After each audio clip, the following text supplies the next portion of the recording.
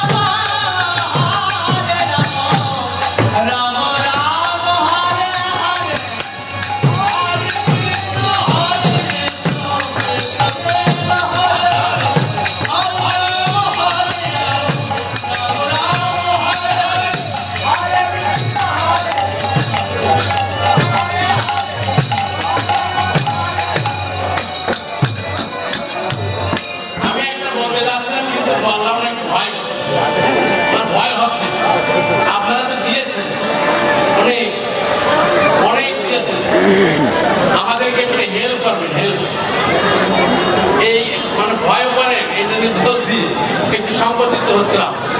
Help করবেন, একটু ভিক্ষা, একটু মাগো করি, শুধু টাকা না, প্রাণ ধরা আশীর্বাদ করবেন, আবার যেন এরকম একটা শুভক্ষণ পেতে পারেন। এটাই আশীর্বাদ করবেন। বিদায় করবেন।